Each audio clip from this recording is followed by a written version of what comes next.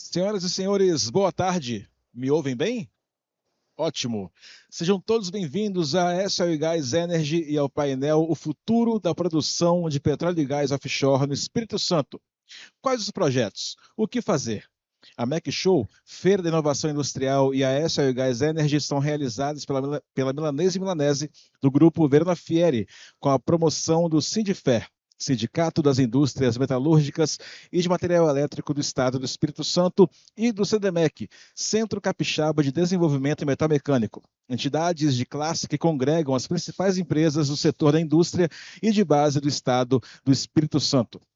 Agradecemos aos patrocinadores, parceiros e apoiadores pela realização da 17ª edição da MEC Show e a 12ª edição ES Oil Gas Energy. São eles: Patrocínio Diamante, Ambipar Group, Petrobras e Governo Federal. Patrocínio Ouro, ArcelorMittal, Prio e Vale. Patrocínio Prata, Findes, SESI, Senai e Samarco. Patrocínio Bronze, Bandes, Banco de Desenvolvimento do Espírito Santo, ES Gás, Grupo Energisa, Estaleiro Aracruz, Ciatrium, Suzano, Caixa e Governo Federal. Patrocínio Confea, Conselho Federal de Engenharia e Agronomia, CREA-ES, Conselho Regional de Engenharia e Agronomia do Espírito Santo, Mútua Espírito Santo e SEBRAE, Serviço Brasileiro de Apoio às micro e pequenas empresas, Apoio Ambiental, Marca Ambiental, Apoio Institucional, ABMAC, Apoio Secretaria da Ciência, Tecnologia, Inovação e Educação Profissional do Governo do Estado do Espírito Santo. Parceiros: Fórum Capixaba de Petróleo, Gás e Energia, IBP, Instituto Brasileiro de Petróleo e Gás e Rede Petro Espírito Santo. Apoio técnico da DVF Consultoria. Vamos agora assistir alguns vídeos dos nossos patrocinadores.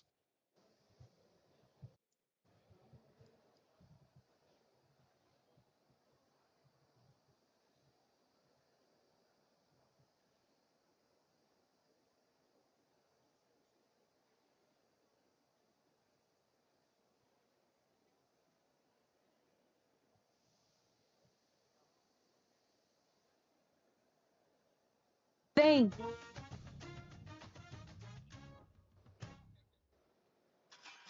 Existe um ditado que diz: se quer ir longe, vá acompanhado.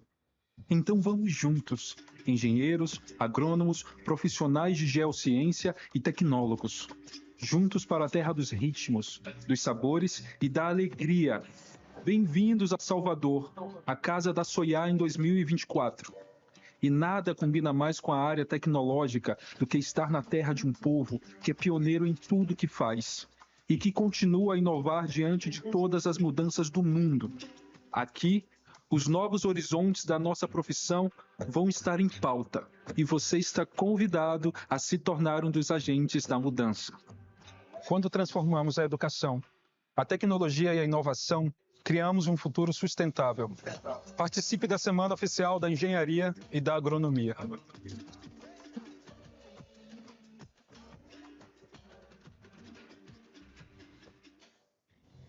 Ei, você que tem umas ideias na cabeça para o seu negócio, o Sebrae tem um recado.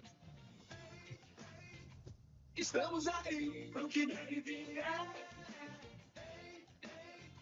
Estamos aí pro que deve Estamos aí pelo site, pelo app, pelo zap, pelo 0800 e estamos aí também pessoalmente. Sempre que quiser trocar umas ideias sobre o seu negócio, conte com a gente. Precisou? Estamos aí pro que der e vier. Sebrae. Tem na Caixa Vem das vantagens, facilidades, traga sua conta, abra um sorriso que tem. Tem na Caixa Vem, crédito fácil, tem muito prazo e condições diferenciadas. Vem. Tem na Caixa Vem. Já sabe, né? Tudo que você precisa tem na Caixa. Vem!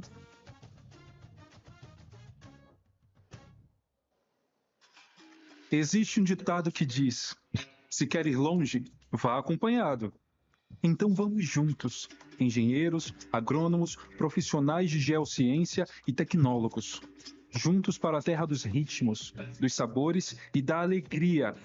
Bem-vindos a Salvador, a casa da Soiá em 2024. E nada combina mais com a área tecnológica do que estar na terra de um povo que é pioneiro em tudo que faz e que continua a inovar diante de todas as mudanças do mundo. Aqui, os novos horizontes da nossa profissão vão estar em pauta e você está convidado a se tornar um dos agentes da mudança. Quando transformamos a educação, a tecnologia e a inovação, criamos um futuro sustentável. Participe da Semana Oficial da Engenharia e da Agronomia.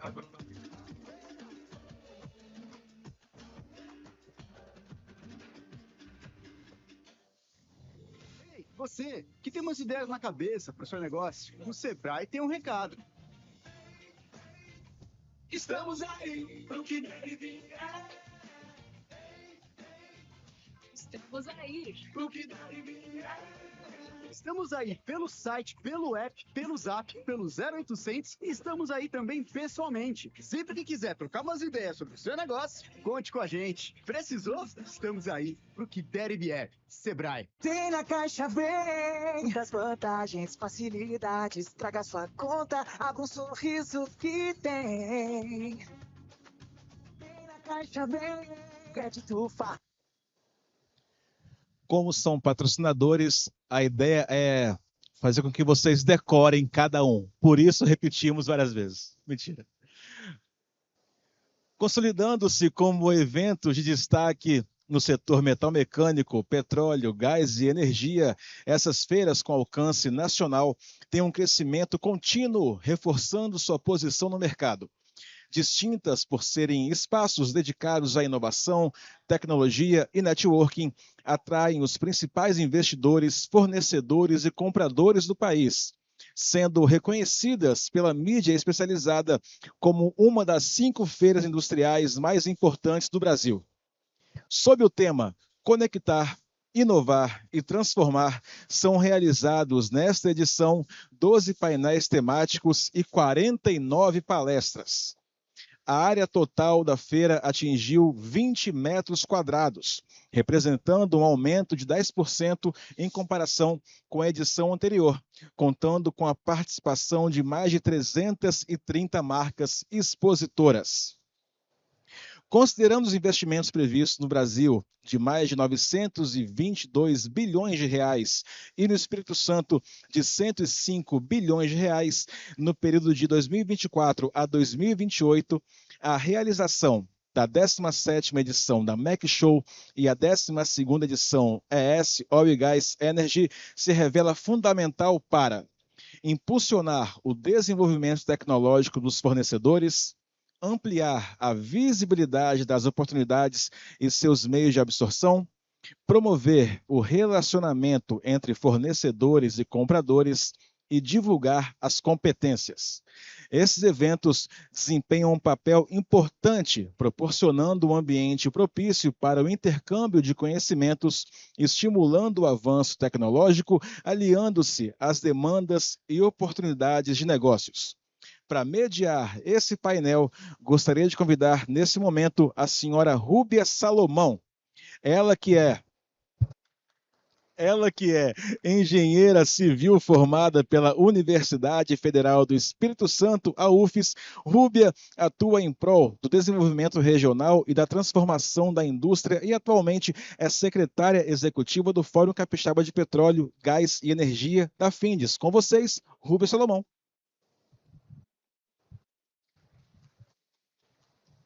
Obrigada, boa tarde a todos. É uma satisfação enorme estarmos aqui, podermos ouvir um pouco mais sobre esse setor. A gente está, não é? Então, estou como secretária executiva do Fórum, possibilitando ali a gente conectar várias empresas aos fornecedores capixaba, mostrando a capacidade que a gente tem de executar aqui em solo capixaba diversos projetos de grande densidade e que ensejam por muita inovação. A gente tem um estudo recente do anuário que mostra ali que de todos os investimentos que tem projetado para o Espírito Santo, 36,9 bilhões para os próximos 4 anos, e a gente sabe da importância do offshore nesse momento. É do offshore que saem a maioria dos investimentos das empresas que vão falar aqui para vocês. Então, é muito importante que captem as oportunidades a partir das apresentações que serão feitas.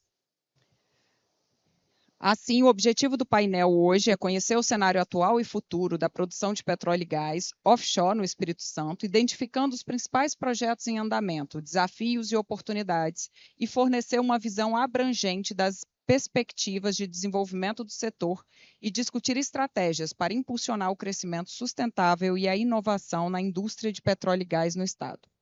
Para alcançarmos esse objetivo, teremos aqui exposições da ABPIP, da Shell, da BW Energy, da Prio e da Petrobras. Ao final, será promovido um debate entre os palestrantes e representantes dessas organizações. Para contextualizar sobre este cenário do petróleo offshore no Espírito Santo, a gente convida aqui à frente o Márcio Félix, que é engenheiro com grande experiência no setor energético brasileiro, atualmente CEO da Energy Platform e presidente da Associação Brasileira de Produtores Independentes de Petróleo e Gás, ABPIP.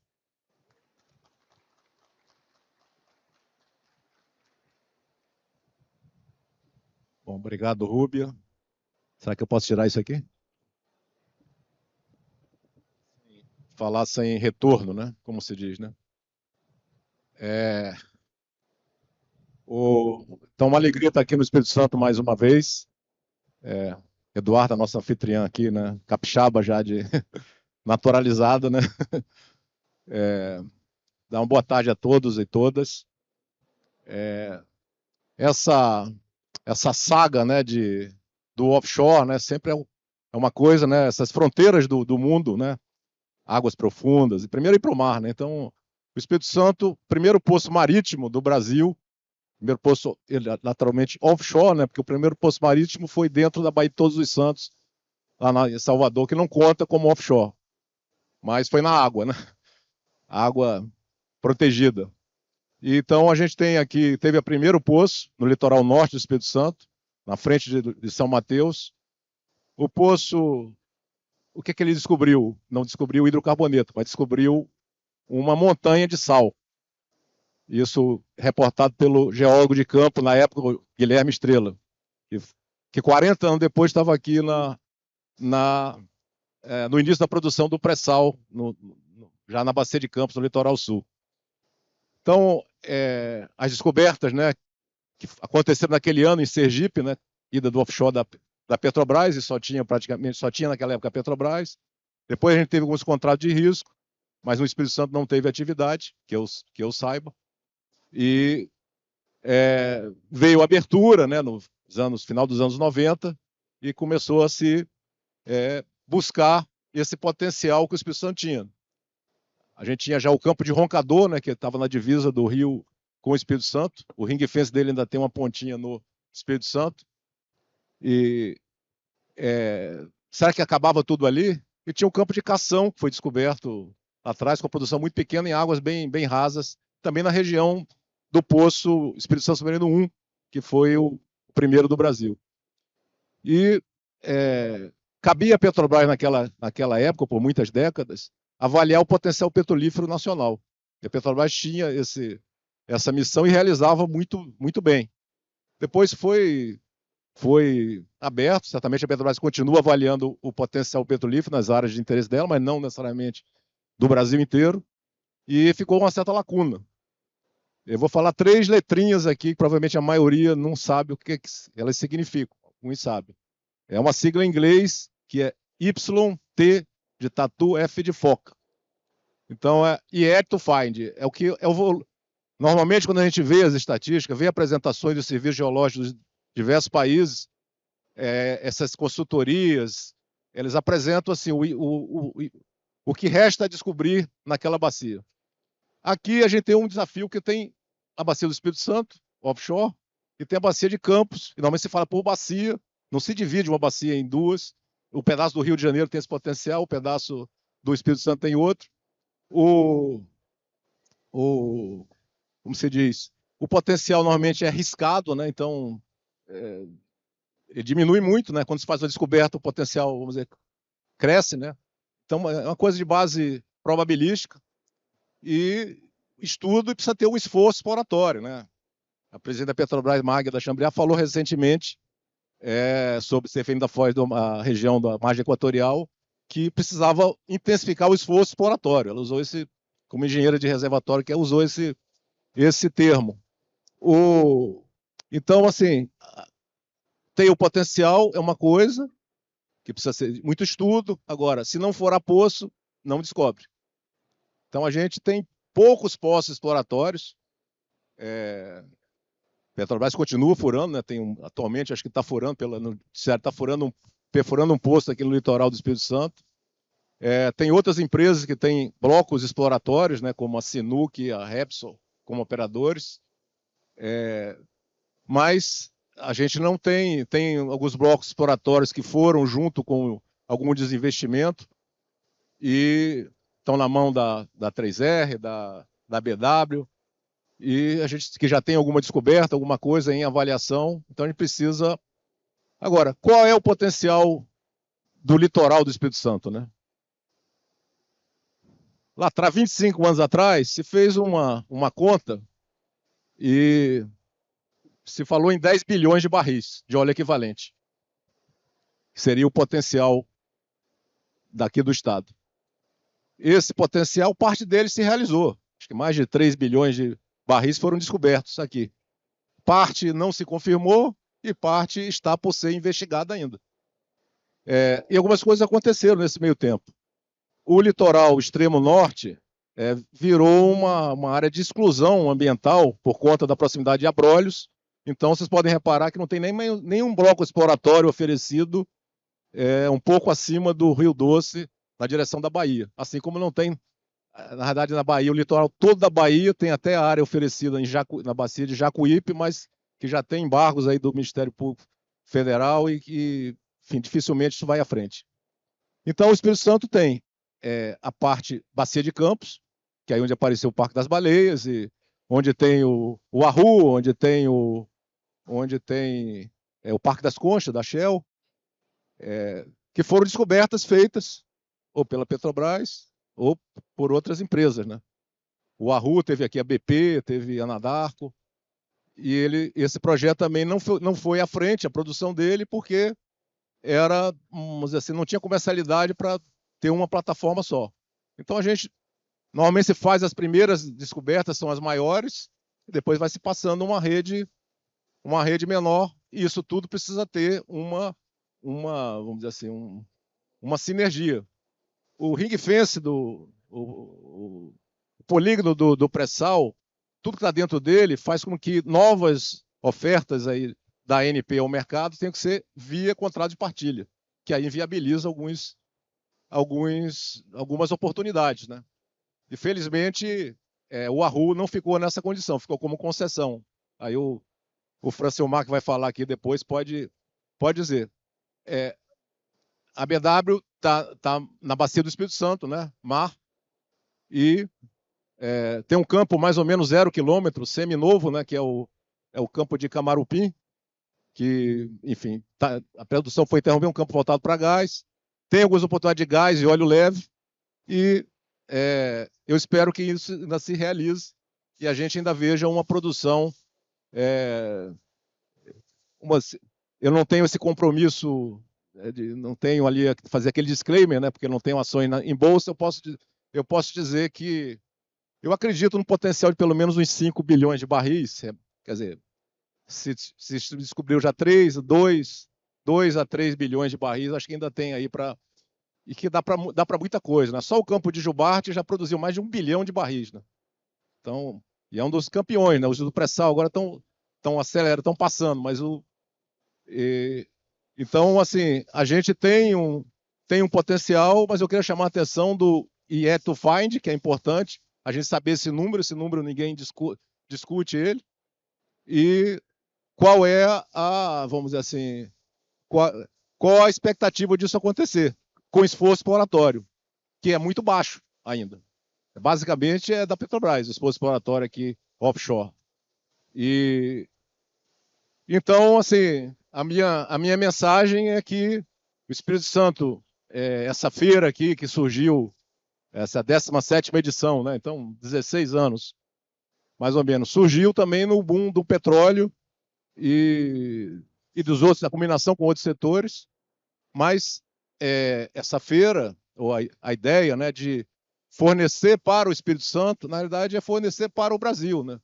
Em vez de ter 10% do Espírito Santo, ter 1% do Brasil, do mercado, é muito maior do que esse 10%. E aqui é uma escola, né? Tem o onshore também, que ajuda a compreender geologicamente, a treinar, a capacitar, e que é o único local que tem onshore aqui no Sudeste, né? Sul-Sudeste. Então, essa é uma oportunidade que o Espírito Santo tem, e eu agradeço a oportunidade, Rubi, aí devolvo a palavra para você.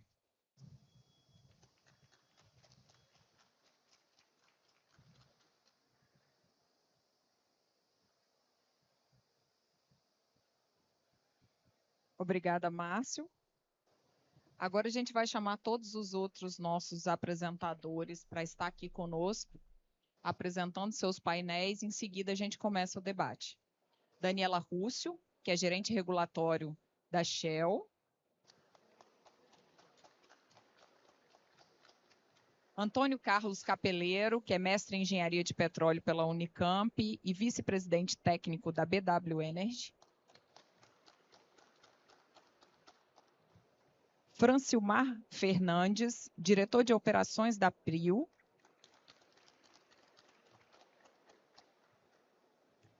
E Eduarda Lacerda, nossa gerente-geral da Unidade de Negócios do Espírito Santo da Petrobras. Agradecemos por aceitarem o convite para estar aqui conosco hoje. E para abrir a rodada de apresentações, convido a Daniela. Obrigada, Rúbia. Acho que eu posso tirar, né? Bom, boa tarde a todos. Vou me apresentar. Eu sou a Daniela Rússio, gerente de assuntos regulatórios da Shell Brasil. Eu vim aqui hoje representar o Flávio Rodrigues, que era o apresentador original desse painel. Então, é uma missão difícil, espero conseguir cumpri-la. A ideia é mostrar um pouquinho para vocês do projeto que a Shell tem hoje aqui no Espírito Santo, falar um pouco dos nossos negócios no país, das nossas perspectivas de desenvolvimento. Mas acho que, para começar, eu queria comentar que é com muita alegria e satisfação que a gente vem apresentar um pouquinho do projeto do Parque das Conchas, aqui no Espírito Santo. É um projeto que está completando 15 anos agora, esse ano. Então, ao final, a gente vai mostrar um vídeo para convidá-los a apreciar um pouquinho desse momento tão importante para a companhia, do qual a gente se orgulha tanto. Mas, antes de chegar nessa fase do vídeo, eu queria passar por algumas outras questões importantes do nosso portfólio para apresentar um pouco mais da Shell para vocês. Então, vamos passar?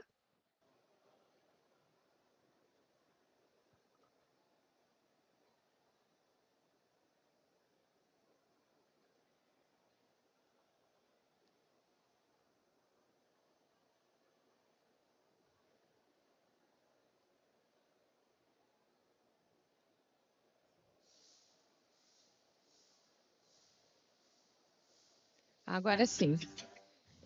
Eu acho que todos... Obrigada. Qual é o botão? Você tem um recado. Eu acho que, como todos devem saber, a Shell está completando esse ano de 2024 111 anos de atuação no Brasil. Então, é um portfólio bastante completo de atuação no país, não só por intermédio da própria Shell Brasil, mas também pela Shell Energy, que é o nosso braço integrado de power e de gás, e pela própria Raízen, joint venture entre a Shell e a Cosan, no setor de biocombustíveis. Então, a gente trouxe aqui um mapa mostrando as principais linhas de negócios no país, que englobam exploração e produção de óleo e gás em águas profundas, que é o tema do painel de hoje, abordando o Parque das Conchas, mas também outras linhas envolvendo soluções baseadas na natureza, projetos renováveis, o gás integrado, os nossos investimentos em pesquisa e desenvolvimento e, por fim, a questão do biocombustível por intermédio da Raízen. Passando aqui para o próximo, então, a gente trouxe um olhar da Shell em números para dar uma noção da nossa dimensão. Então, são 719 funcionários, esse número é de dezembro de 2023, com uma presença feminina expressiva de 46%. Eu destaco que a nossa meta é alcançar um percentual de 50% até 2030. Desses 46%, nós temos um percentual de 33% em posições de liderança. Além disso, temos 16% de negros e pardos e 2% de portadores de deficiência, já tendo alcançado a meta que foi estabelecida nesse quesito. Então, foram mais de 180 novas contratações entre os anos de 2022 e 2023, com os resultados aqui espelhados de 2019 até 2023. Então, 390 mil barris de óleo equivalente produzidos em média por dia, 63 bilhões em royalties e participação especial, 1,7 bilhões em bônus de assinatura, 28 bilhões de investimentos em exploração e desenvolvimento de óleo e gás, 2,5 bi em pesquisa e desenvolvimento, 255 milhões aplicados em investimentos sociais e patrocínios, que eu vou abordar mais adiante, e mais de 600 mil empregos gerados direta e indiretamente. Eu fiz essa introdução inicial relativa aos números para demonstrar o quão expressivo é o nosso portfólio de atuação no país e fazendo um gancho também para o quão expressivo é o Parque das Conchas para o portfólio da companhia no país. A Shell, há mais de 50 anos, ela tradicionalmente realiza estudo de cenários.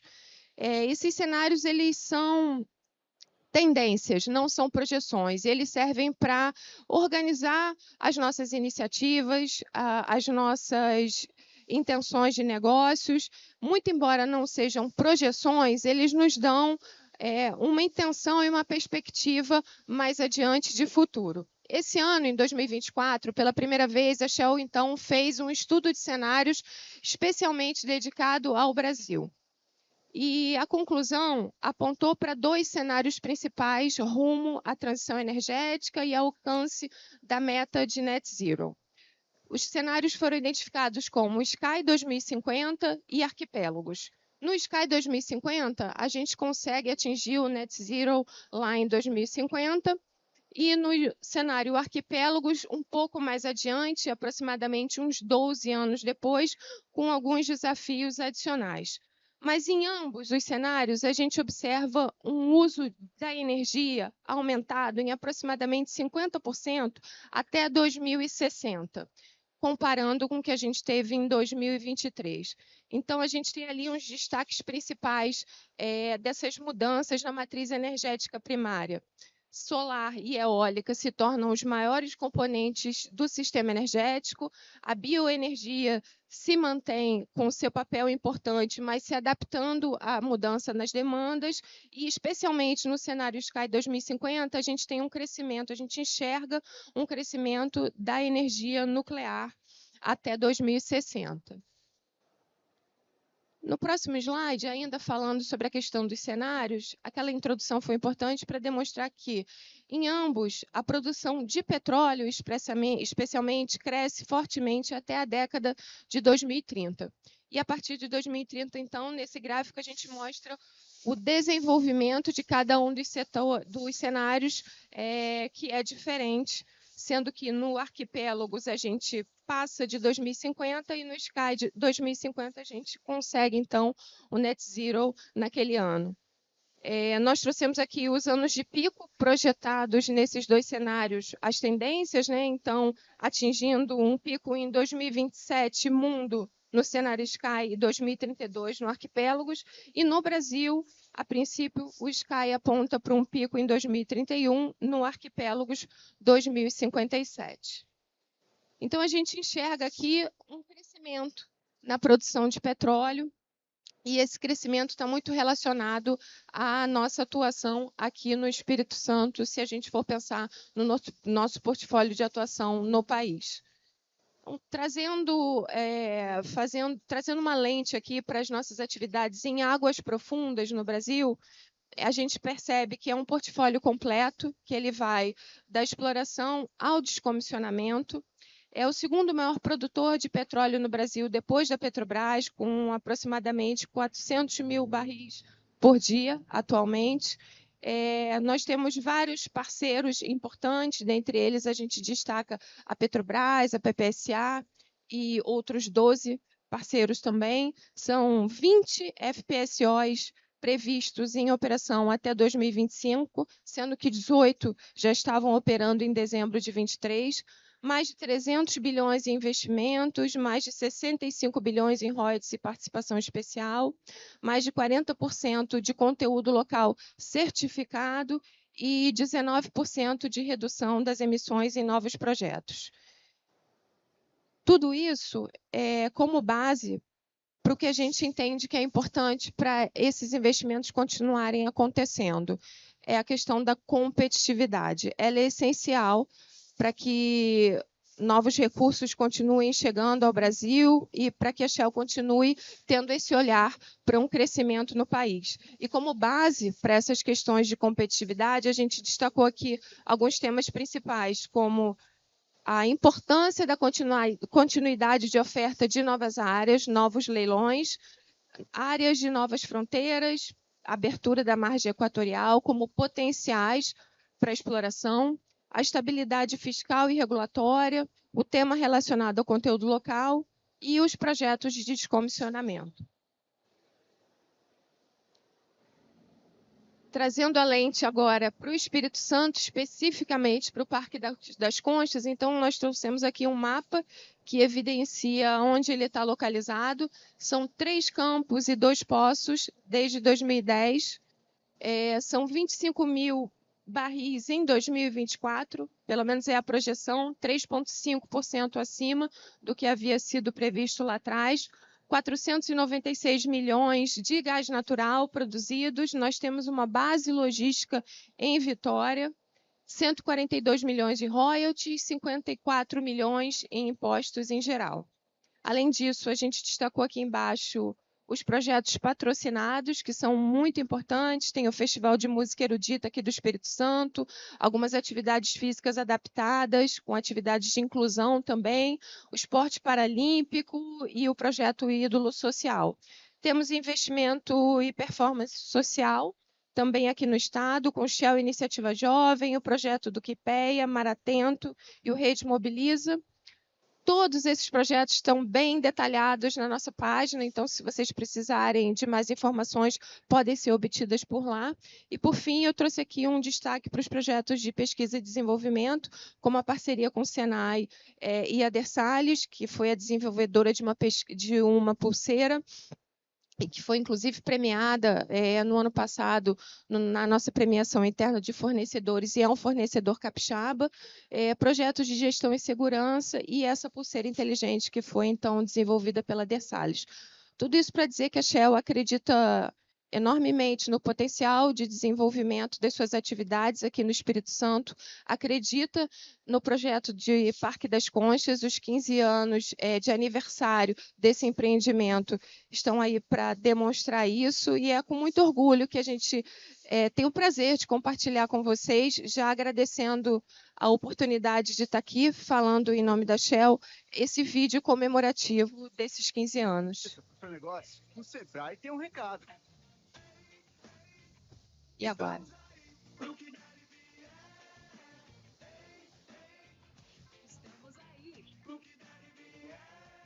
Estamos aí pelo... Acho que agora vai. Conte com a gente. Precisou? Estamos aí pro que der e vier. Sebrae. Tem na Caixa Vem, muitas vantagens, facilidades, traga sua conta. Ele vai botar lá?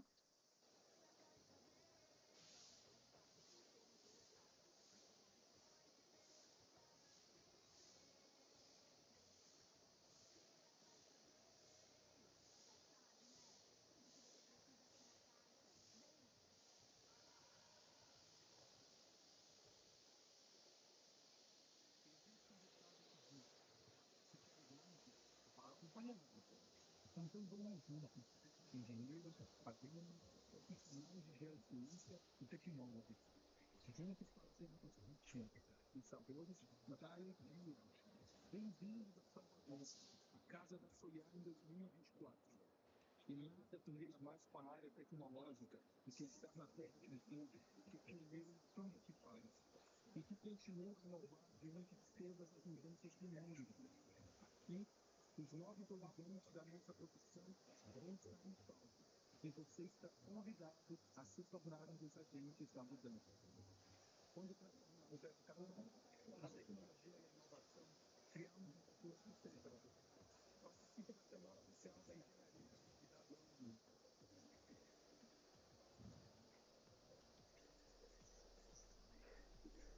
Agronomia. Deixa, Rúbia, melhor. Obrigada, pessoal. Acho que a gente teve uma falha aqui, não vai conseguir apresentar para vocês. Uma pena. Se a gente conseguir ultrapassar esses obstáculos, talvez no final. Muito obrigada, Daniela.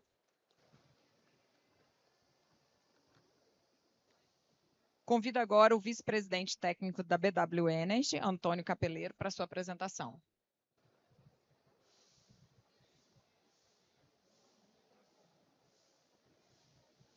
Bom, obrigado, Rúbia. Boa tarde a todos. Obrigado a Findes pelo convite.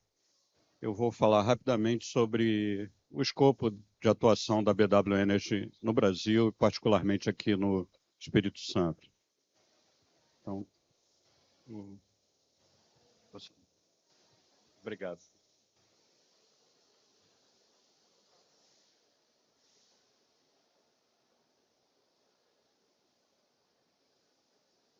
Apresentação da BW.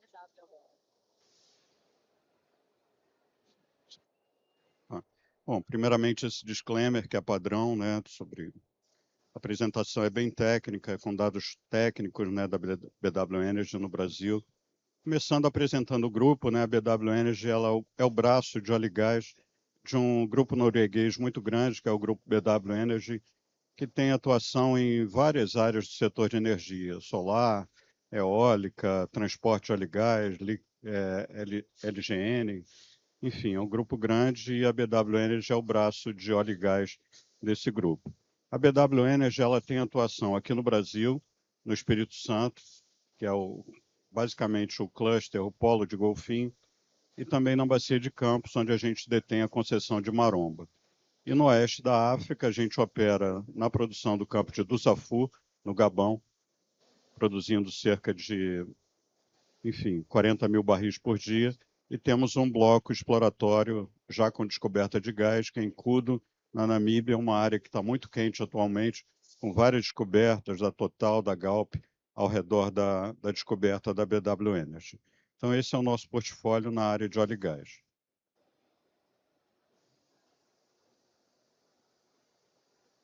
Um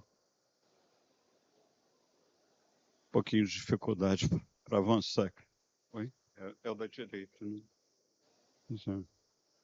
Não vai. Se você puder... sim. Bom, então, pessoal, em resumo, aqui no Brasil, dando um zoom, nós temos 5 campos. Desses campos, todos eles, 4 deles aqui no Espírito Santo, que é Golfinho, Camarupim Norte e também Canapu, e o campo de Maromba, na Bacia de Campos. Temos, como já foi falado, o bloco exploratório BMS 23, cuja declaração de comercialidade nós faremos em março de 2025, e junto com a declaração vamos entregar o plano de desenvolvimento dessa área, do bloco BMS 23, que é um bloco já com 6 descobertas feitas pela Petrobras.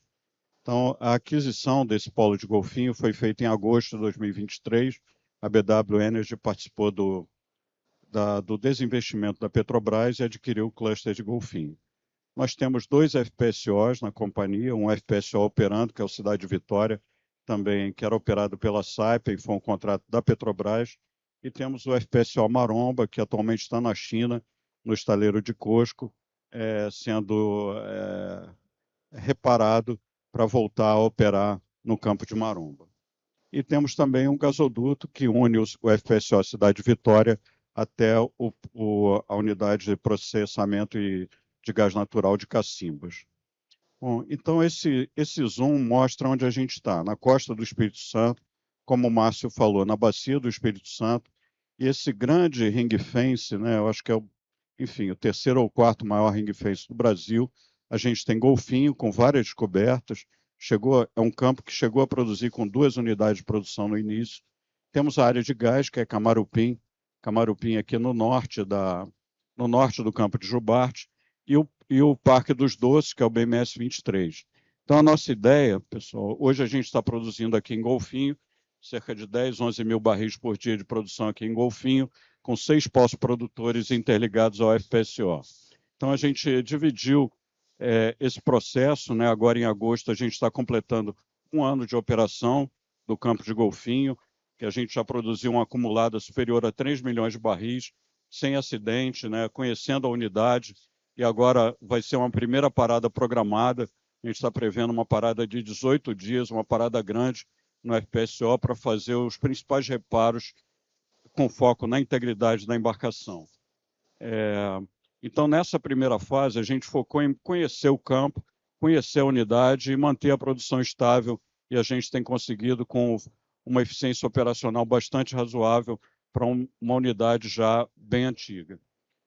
O passo seguinte vai ser a gente iniciar Golfinho com projetos de investimento mais modesto. Então, a gente pretende interligar um poço que foi abandonado temporariamente pela Petrobras. A gente vai reconectar esse poço ao Cidade Vitória, provavelmente em produção conjunta com outro poço, e vamos instalar bombas no solo marinho, skids com BCS, bombeio centrífugo submerso no solo marinho. A gente pretende instalar inicialmente 2 bombas e depois expandir para 5 bombas. Então, são projetos que a gente classifica com, entre aspas, pequeno investimento, porque não exigem sonda, né? A gente vê o mercado hoje extremamente aquecido. Se você pega uma sonda para operar em água profunda, e aqui a gente está em 1.500 metros de lâmina d'água, uma sonda para operar em água profunda de área cheia, com serviços e operação, perfuração, é superior a $1 milhão por dia. Então, você já imaginou algum contratempo na perfuração? É um lucro cessante, uma perda grande da companhia. Então, a gente está fazendo passo a passo com bastante cuidado, iniciando com projetos, entre aspas, de baixo investimento, e, na sequência, vamos partir lá para 2027 com a perfuração de 2 poços. Um poço horizontal de gás, um poço horizontal de óleo e um poço vertical de gás para colocar gás no Cidade Vitória. Hoje a gente importa gás da Petrobras pelo duto que liga Cacimbas ao Cidade Vitória. E numa terceira fase a gente vê o desenvolvimento de Camarupim, e até a gente está avaliando o desenvolvimento conjunto dos poços de Golfinho com os poços de Camarupim.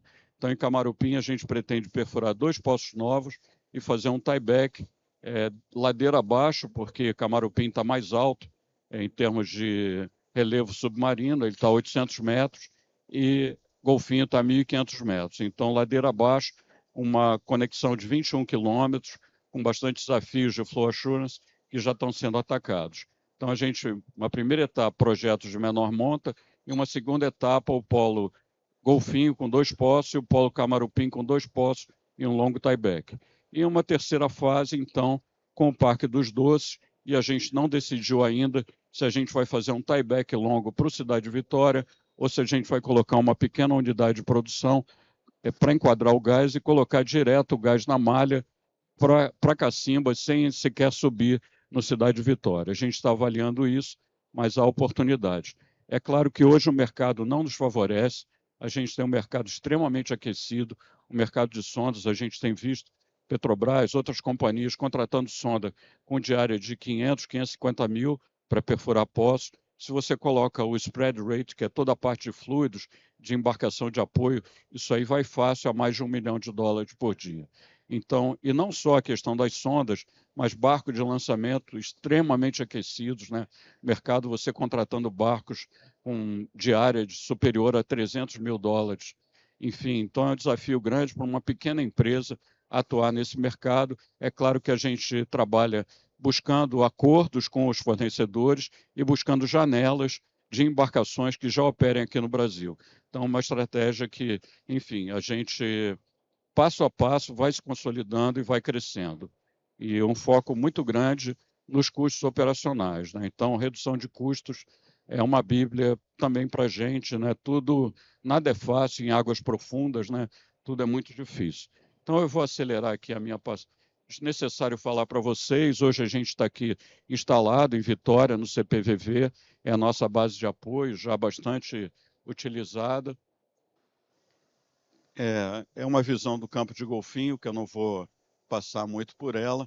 Como eu falei, os projetos de golfinho, é importante a mensagem que eu quero deixar com vocês, o desenvolvimento do polo de golfinho em 3 etapas, né? A primeira etapa, menor investimento, enfim, a gente recondicionando, recolocando poços em operação, poços abandonados, colocando bombas BCS no fundo do mar, no solo marinho, em skids, né, para aumentar a produção, desengargalar a planta de processamento de água do Cidade Vitória. Então, são projetos, assim, entre aspas, de pequeno investimento que nos permitem manter e aumentar a produção de golfinho. E numa segunda etapa, como eu falei, aquela esticada com 2 poços em golfinho, 2 em Camarupim, e a gente desenvolvendo esse cluster, principalmente para topar o Cidade Vitória no gás. O Cidade Vitória tem capacidade de comprimir 3,5 milhões de metros cúbicos por dia de gás, e a nossa ideia é topar a unidade, então colocar quase que 100% desse gás na costa capixaba, no polo de Cacimbas. Esse é o plano. E, na sequência, entrar com o Parque dos Doces, e nesse meio tempo tem muitos desafios econômicos, né? De viabilizar esses investimentos, conseguir financiamento ou no Brasil, para gás é mais fácil, ou no exterior. Então, é uma luta diária para uma pequena empresa buscando financiamento e sem nunca dar um passo maior do que as pernas. Então, são questões importantes, né? Camarupim também não vou falar muito. O BMS 23 também já dei uma passada. Com relação ao campo de Maromba, até o ano passado nós estávamos focados. Maromba é um campo em 152 metros, o reservatório principal está a 152 metros de lâmina d'água. Então, é a lâmina d'água aquela que é muito grande para você vir com uma jaqueta, instalar uma jaqueta, uma unidade fixa, e ela é pequena para você operar com navio DP.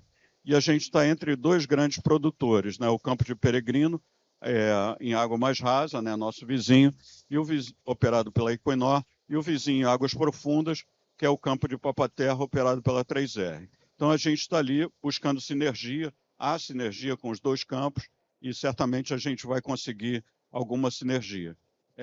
O fato é que até o ano passado a gente via Maromba como um desenvolvimento subsea, tá? Você colocar alguns poços subsea conectados ao FPSO, enfim, com linha flexível, que é, assim, digamos assim, a praia da Petrobras, né? O que a Petrobras sempre utilizou, a cultura Petrobras, enfim, utilizar poços submarinos conectados individualmente por linha flexível. Mas com essa escalada do mercado e a gente tendo que usar drill ship para perfurar esses poços, a gente viu, olha, isso aqui está, a gente não vai conseguir viabilizar.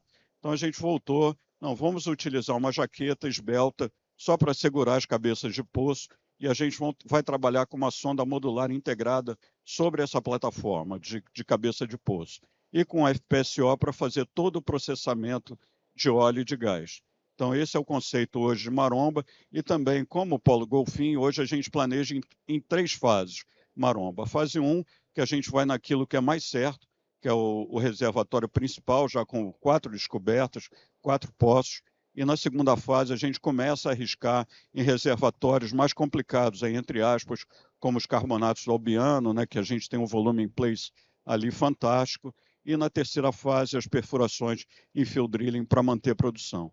Então, Maromba é uma grande expectativa nossa. O projeto está indo, está avançando, já com investimentos feitos. O FPSO está na China, sendo reformado para operar no Brasil, e a gente está trabalhando agora com financiamento para a unidade de cabeça de poço. Eu já falei aqui, en passant, né, das oportunidades de redução de CAPEX, são muitas, né? Então, enfim, a gente busca a reutilização de linhas flexíveis. A Petrobras, quando passou o ativo para a BW Energy, deixou muitas linhas flexíveis no fundo do mar, e a gente tem feito um trabalho de requalificação dessas linhas para avaliar, com base em estudos de fadiga e composição, quanto tempo a gente consegue estender a vida. Então, são atividades que a gente consegue fazer com o PLSV, então reposicionar linhas, então isso é uma forma da gente reduzir muito o OPEX e também não entrar nesse mercado tão competitivo de compra de linhas flexíveis novas. Temos também diversas outras oportunidades de parcerias, e parcerias em termos de utilização de recursos críticos com outras companhias independentes que operam no Offshore Brasil. A gente está sempre se falando, né? Tem um grupo de Zap que a gente está sempre se falando, tentando otimizar a utilização de recursos, né? Então é algo também bem interessante. Com relação à redução de OPEX, que é o nosso dia a dia, a gente tem projetos aí bem importantes, por exemplo, utilizar óleo morto em lugar de óleo diesel para deslocar o óleo nas linhas, né, em caso de parada, né, evitar a formação de hidrato, em vez de utilizar diesel, deslocar com óleo morto. Então, é um trabalho que não é assim rápido, a gente tem que ter certeza que a bomba vai conseguir dar aquela vazão, vai promover um fluxo turbulento nas tubulações para conseguir expulsar toda a água ali acumulada para evitar problemas. Desengargalamento da planta de água, otimização do uso de produtos químicos, né? Também a gente pode encolher muito o OPEX ali, extensão da vida do FPSO. Quando a gente comprou o campo da Petrobras, a Petrobras naturalmente tem outros focos, né? Golfinho é uma parcela pequena, 10, 11 mil barris. Então a ideia da Petrobras no plano de desenvolvimento era descomissionar o campo em algum tempo entre 2023 e 2027. A gente entrou no campo pelo fato da gente comprar o FPSO da Saipem, a gente já tirou essa taxa de afretamento do nosso OPEX, que era algo que pesava muito. Então, só de comprar o FPSO, a gente já estendeu a vida até 2030. Com esses projetos pequenos, a gente coloca a vida útil econômica do campo até 2033. E com os projetos complementares, a gente consegue levar até 2042. Então, hoje, um trabalho grande está sendo feito na embarcação. A gente já tem certificação para estender a vida até 2029, 2030. E um passo seguinte vai ser a gente continuar trabalhando e levar a embarcação até 2042.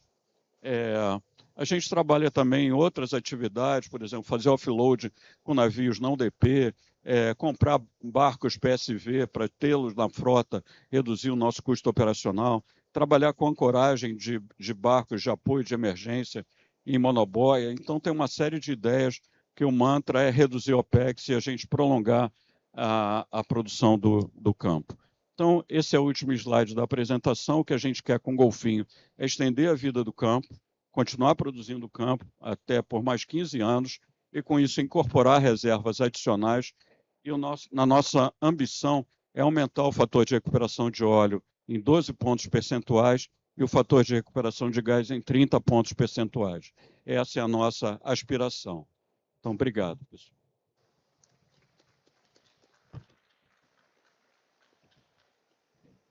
Vamos ouvir agora o diretor de operações da PRIO, Francilmar.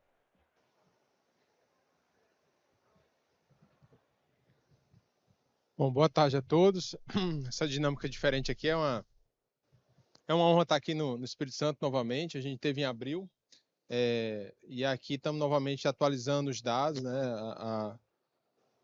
Acho que a PRIO, como outras companhias independentes, junto com a Petrobras, estão investindo assim, de uma forma muito grande no Estado.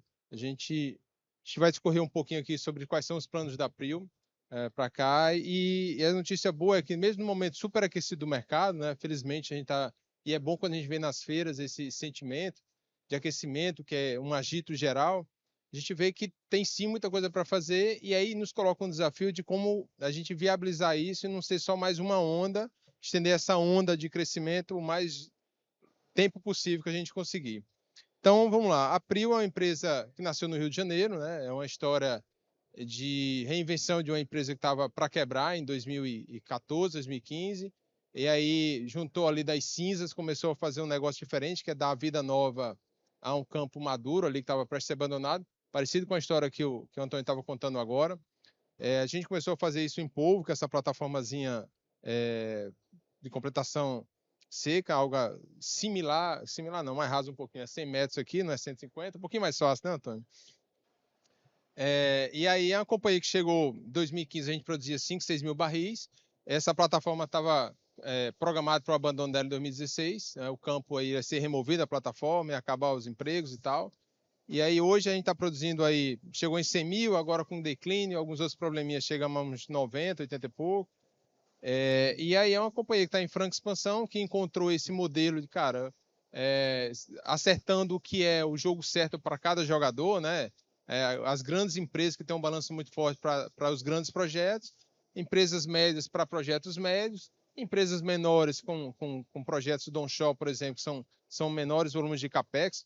Qualquer operação que a gente faz no mar, a gente fala de volumes de operação de falar em 10, 20, 50 milhões de reais é quase nada.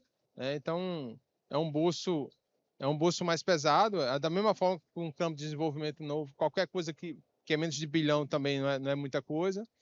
E assim a gente vem tentando trabalhar e se destacar nesse mercado. Já é assim, digno de orgulho, né? Uma empresa que estava prestes a quebrar, saindo de 50, 60 pessoas, hoje são 800 funcionários, mais de 2.000 pessoas trabalhando no nosso ecossistema.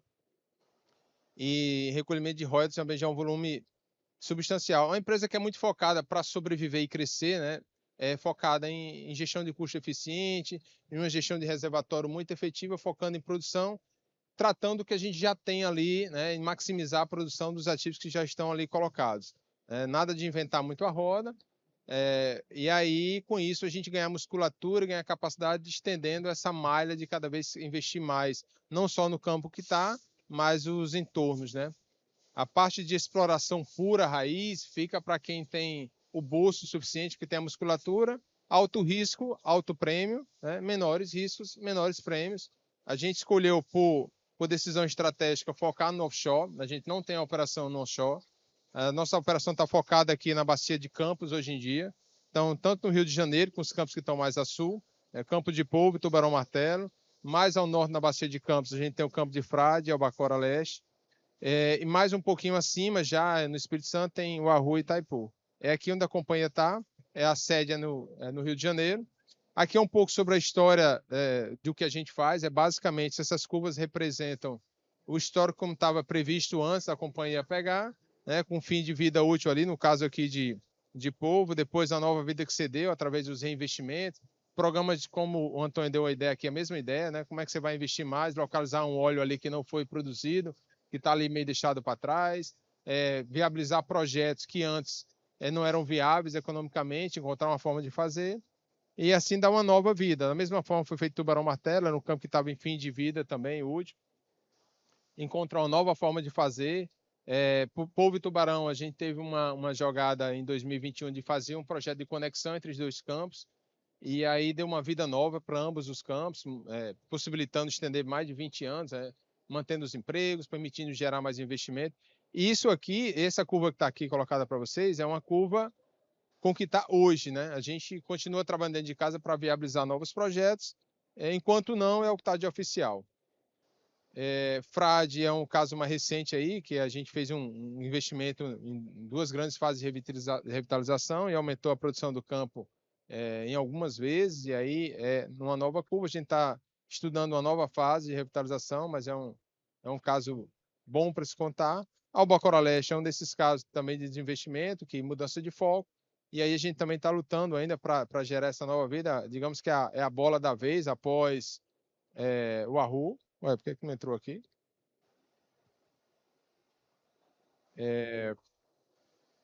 A bola da vez para PetroRio, para Prio agora, é o Arru, é aqui no Espírito Santo.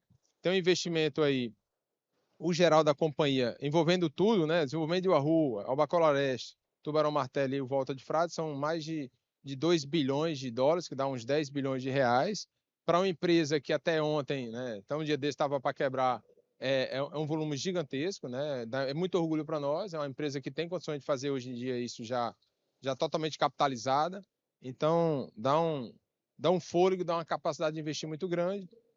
Eu queria passar aqui um pouco mais sobre o Arru. O Arru é um projeto dessa linha que foi descoberta lá atrás, 2007, pelo Anadarko, na onda que teve de empresas vir de fora e investir em exploração.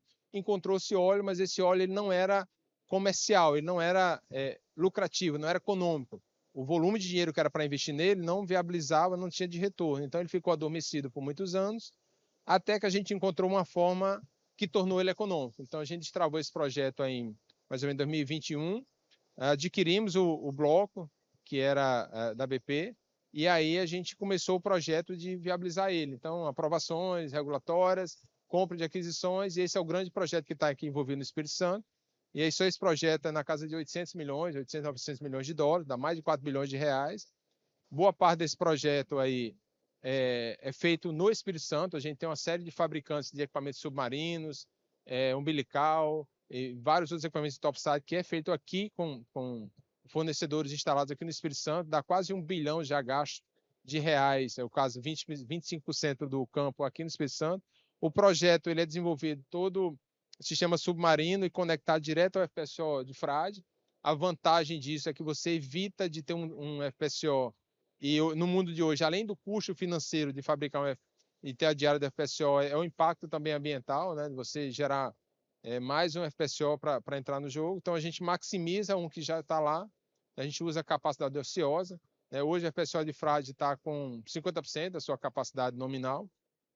Então a gente vai maximizar isso, gerando mais valor para o Wahoo, que destrava ele, e também para a Frade, acaba se beneficiando, diminuindo o fator de pegada de carbono, equivalente ali para o barril. Então é um ganha-ganha geral.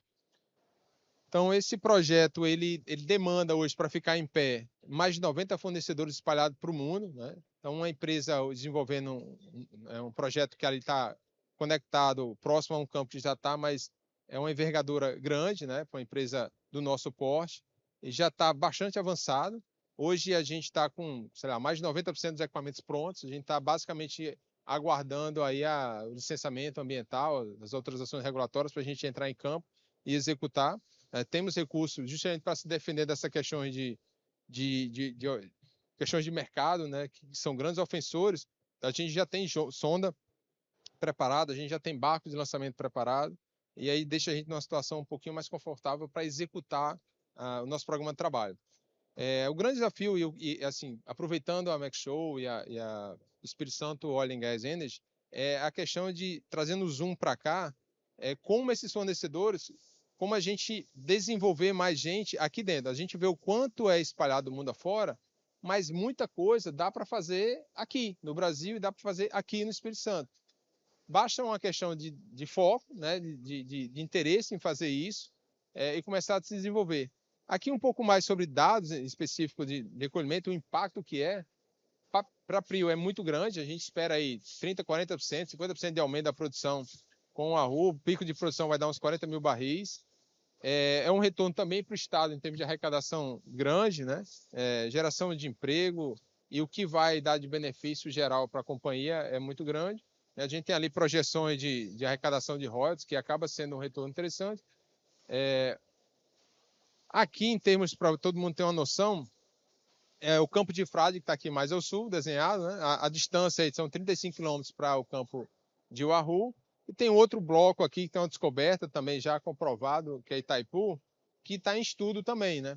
Está ao norte de Wahoo, e ele tem uma história parecida com o Wahoo. Então, é uma descoberta que foi feita, que pelo volume que foi descoberto, ele não é tão interessante para merecer um FSO, um sistema de produção próprio. Então a gente está ali tentando viabilizar também ou estudando a melhor forma de monetizar, de tornar essa jazida comercial. Agora, trazendo aqui mais vou passar mais rápido isso aqui, até pelo fórum aqui. Desafios de campos maduros é totalmente diferente de desafios de campos novos, né? Desenvolvimento de campos, que é muito diferente para quem trabalha no onshore.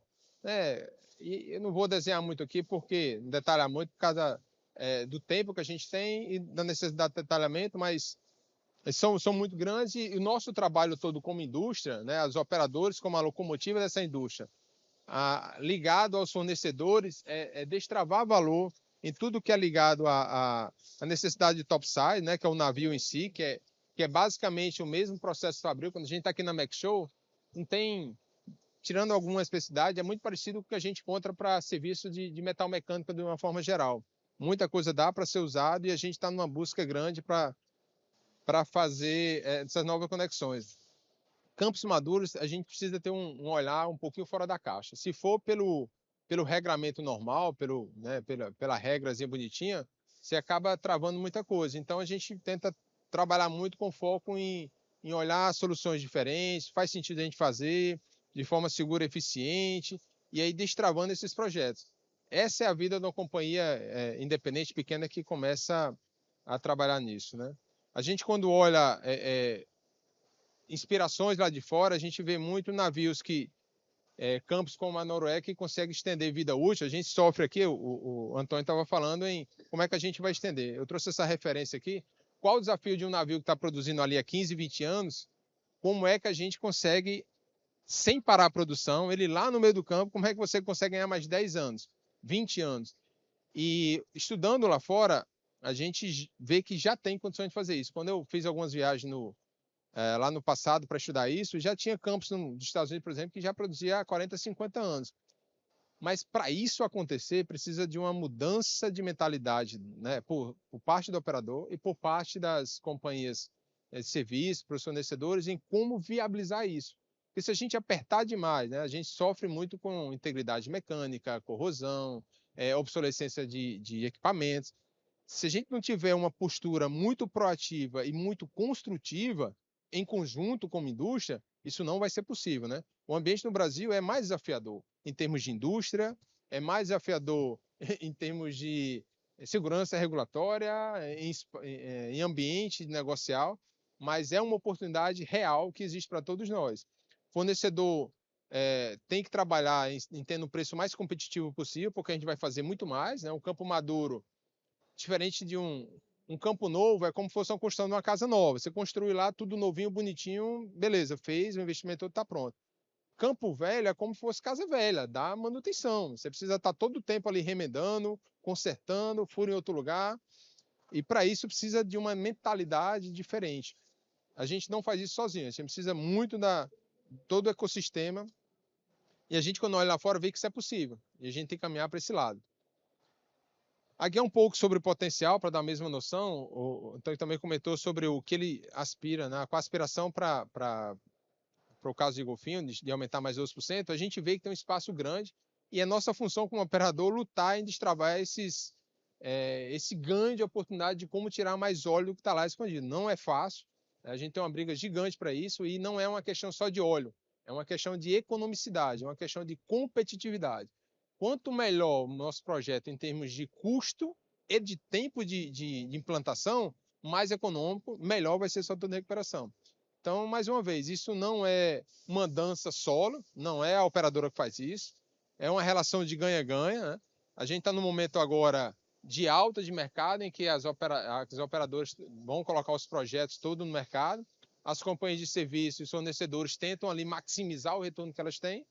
Se a gente não tiver cuidado, chega uma época de alta grande que daqui a pouco vai vir uma crise novamente, aí todo aquele sofrimento que quem é um pouquinho mais antigo já sofreu mais de uma vez, e se a gente não tiver cuidado, isso vai impactar todos nós de novo. Então é um chamado à consciência, é um chamado a abrir os olhos para a competitividade, para a gente ter uma indústria mais resiliente, que suporte mais os ciclos e comece não só a fazer aqui no Brasil, mas até exportar esse expertise. Aqui agora é o meu último slide, na verdade é tentar fazer uma convocação, aproveitando que a gente está aqui junto com a Mac Show, e onde tem muitos fornecedores, a gente busca muitos parceiros estratégicos. A gente está no momento, né, que tem uma alta demanda e a maioria dos fornecedores convencionais eles estão super demandados, que acaba prejudicando muito a qualidade do serviço. A gente já começa a ver fornecedores com gente sem qualificação trabalhando, que começa a prejudicar a qualidade do serviço. Então é hora da gente envolver mais gente. E quando eu estou falando aqui de campo maduro, tem que ter uma cabeça diferente. Isso tem que estar muito atrelado à cultura, né? A Prio, ela para sobreviver e para crescer, a gente tem uma dinâmica que ela impõe um ritmo diferente, que é muito visando a flexibilidade, é muito visando a adaptabilidade ali aos projetos, velocidade e competitividade.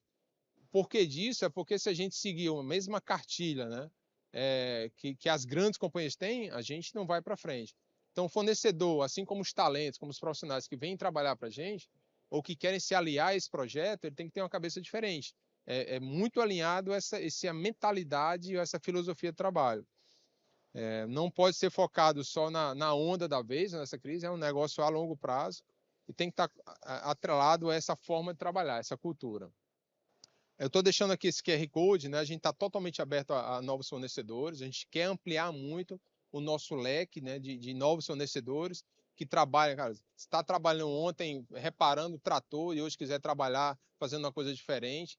A gente tem tanto no topside, que é no navio, a gente tem toda a engenharia submarina e também na parte que a gente chama de subsuperfície, né, construção de poços e parte de geologia, tem muita coisa e tem muita sinergia que a gente consegue aproveitar de outras indústrias.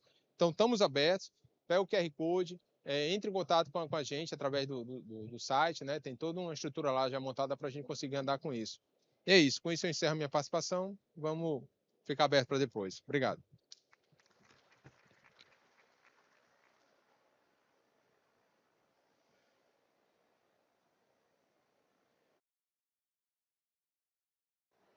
A gente convida para a última apresentação, antes da gente fazer a nossa conversa, a Eduarda Lacerda.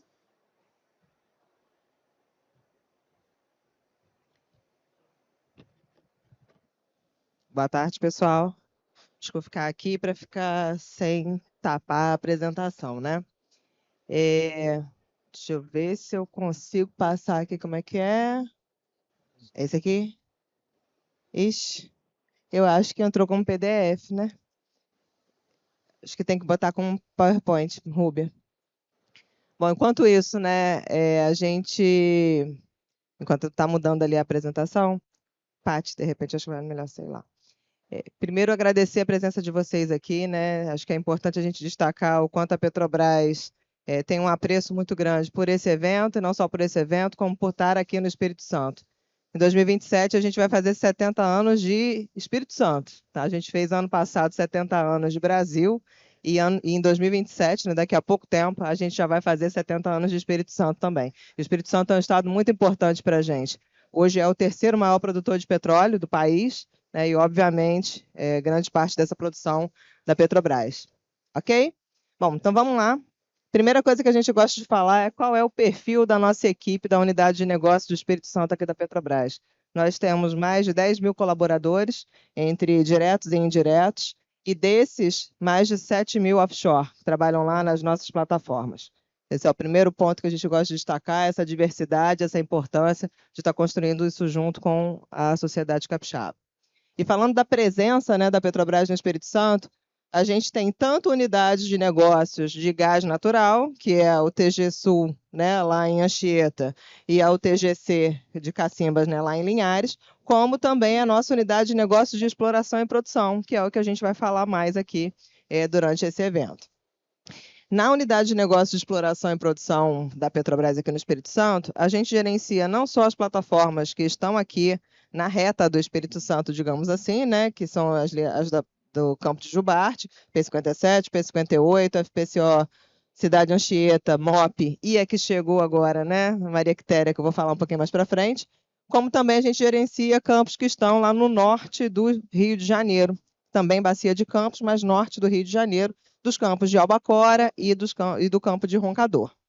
Em 2023, a gente produziu 276 mil barris por dia na unidade de negócio do Espírito Santo, sendo 161 mil barris por dia aqui no estado do Espírito Santo. Em termos de gás, a gente teve 5,8 milhões de metros cúbicos de gás exportados, dos quais 3,2 aqui no estado do Espírito Santo. E uma coisa que a gente gosta sempre de ressaltar também é a presença, né, do estaleiro Jurong Aracruz. A gente tem nesse estaleiro sendo produzidos, né, construídos 7 módulos da P82, que é uma plataforma que não vai ficar aqui no Espírito Santo, é uma plataforma que vai ficar lá na Bacia de Santos, né, no estado de São Paulo, mas que está sendo construído 7 módulos dessa plataforma, e serão construídos mais 12 módulos ali da P84 e P85. Isso aconteceu também com a P68 e com a P71, que tiveram aqui, né, a integração realizada no estaleiro Jurong. Quando a gente fala de investimentos, né, somente no Espírito Santo, a Petrobras vai investir no nosso plano estratégico previsto aí de 2024 até 2028, 25 bilhões de reais. E onde estão esses 25 bilhões de reais, né? Há uma grande parte em novas plataformas, também em projetos de desenvolvimento complementar. O que são projetos de desenvolvimento complementar? São poços novos que a gente interliga em plataformas que já estão em operação, como meus colegas aqui comentaram também, respectivamente, né, nas empresas deles. Isso é uma parcela muito importante, porque é um óleo novo em plataforma já em operação, então, obviamente, isso tem um retorno, né, muito melhor para a gente. Também temos investimentos previstos em exploração e aquisição de dados, e muito importante a fala do Márcio Félix, quando ele coloca a questão de que a exploração da bacia do Espírito Santo, né, a exploração da bacia de Campos também na porção do Espírito Santo é importante que seja feita por outras empresas também, é assim que a gente vai continuar desenvolvendo o Espírito Santo. Temos também projetos de refino, comercialização e transporte, gás e energia, descarbonização, infraestrutura e paradas e campanhas, porque como o Francilmar comentou, né, campos maduros exigem ali, obviamente, paradas, manutenções, né, e para isso também a gente entende que aqui a gente consegue ter muitos fornecedores podendo atuar com a gente nesse ramo. Bom, e como eu comentei, né, chegou no Brasil, a gente está com a nossa plataforma, Maria Quitéria. Essa vista é da plataforma, né, quase um terra-vista, né, digamos assim. Então, da plataforma já estava dando para ver o Brasil, né? E a gente está com essa plataforma. Por que a gente tem falado tanto dela, né? Porque é a nossa primeira plataforma equipada com ciclo combinado de geração de energia, o que vai fazer com que a gente reduza cerca de 24% das emissões de gases de efeito estufa, o que é muito importante, porque hoje em dia a gente não fala só de produção de petróleo sem falar, ao mesmo tempo, de descarbonização. As duas coisas estão interligadas, como a Daniela também apresentou na apresentação dela. E falando um pouquinho mais do Maria Quitéria, né, o que a gente vai estar produzindo nesse navio? A gente adiantou a previsão de primeiro óleo dele, que era para 2025, a gente trouxe essa previsão de primeiro óleo agora para o quarto trimestre de 2024. A gente tem uma capacidade de 100 mil barris por dia de óleo. A gente tem uma capacidade também de 5 milhões de metros cúbicos por dia de gás. A lâmina d'água em que essa unidade vai estar instalada é de 1.385 metros, o equivalente a 2 vezes o Morro Mochuara, que é lá em Cariacica, né? A geração de energia, a gente está falando de 100 milhões de watts, né? Suficiente para abastecer uma cidade de 230 mil habitantes. Quando a gente está falando de poços, a gente está falando de 8 produtores e 8 injetores, tanto dos reservatórios de pré-sal quanto de reservatórios de pós-sal. Em termos de linhas submarinas, a gente está falando de mais de 110 quilômetros de dutos flexíveis, 100 quilômetros de umbilicais novos, e para elevação e escoamento, a gente vai contar com elevação, tanto elevação natural da própria pressão lá do reservatório, quanto também uma elevação artificial, contando com um gás lift contínuo. E com isso, né, uma previsão de produção para o Estado, né, a gente tem uma produção crescente de óleo e gás para o Estado, mas uma produção de óleo crescente acompanhada de uma redução de aproximadamente 10 quilômetros foi ótimo, 10 quilos de CO2 equivalentes por boy, ou seja, a nossa intensidade de carbono vai reduzir, né, 10 quilos, isso é coisa pra caramba, isso é material, né, a nossa intensidade de gás de efeito estufa até 2028, que representa uma queda de até 35% quando a gente compara com 2022. E falando um pouco mais da transição energética justa, né? Hoje de manhã, essa foto é de hoje de manhã, por isso que eu e Rubia estamos com a mesma roupa, tá, pessoal? Não reparem. É porque hoje de manhã a gente teve a felicidade de assinar esse memorando de entendimentos com o Estado do Espírito Santo e com a FINDES, nossa Federação das Indústrias, né? Visando a realização de estudos conjuntos, né? Para avaliação de projetos de captura, utilização e armazenamento de carbono, né? Por que esse assunto ele é importante? Né? Porque no estado do Espírito Santo a gente tem muitas emissões, a gente está aqui numa feira de metal mecânica, né? E a gente tem muitas emissões importantes no setor de siderurgia e de mineração, então a gente tem ali um casamento do ponto de vista de que tem emissões e tem, do ponto de vista geológico, o lugar para injetar essas emissões, que seriam os nossos reservatórios, tem um potencial geológico muito bacana aqui para o Estado. Então, o potencial para essa captura, utilização e armazenamento de carbono, a gente está falando de um potencial muito relevante. Hoje, em termos mundiais, se eu não me engano, 50 milhões de toneladas de armazenamento de carbono, de CO2 por ano, né, que a gente tem no mundo, e a gente está falando de um potencial aqui de 12, né? Então, realmente é um valor muito expressivo. A gente tem infraestrutura existente, porque tem faixas de dutos, o TG Sul, o duto submarino, e a gente também está conversando com, obviamente, as empresas que têm essa demanda, que são a ArcelorMittal, quando a gente já fez um memorando de entendimentos com eles também, e tem a NDA aí com a Vale e a Samarco, para a gente casar essa oportunidade de novos negócios, porque a gente está falando aqui na feira de projetos importantes de petróleo e gás, mas a gente também está falando de oportunidades de novos negócios. E aqui no CCUS a gente entende que tem muita coisa para a gente evoluir, muita oportunidade de negócios diferentes que a gente vai precisar desenvolver também. E tudo isso, né, com a participação das empresas do Capixabas, né, as empresas do Espírito Santo, aqui dando um highlight para os anos no ano de 2023, o que a gente tem de empresas cadastradas Capixabas são 8.500 empresas cadastradas. Pode aumentar esse número, né? Só entrarem lá no www.petronect.com.br, que a gente pode aumentar esse número também. Em 2023, a gente teve 3,7 bilhões de reais de compromissos firmados com as empresas capixabas, sendo que 1,67 bilhão de reais foi o valor que contratamos de empresas locais e mais de 1.600 compromissos firmados, ou seja, oportunidades de negócio efetivamente virando contratos.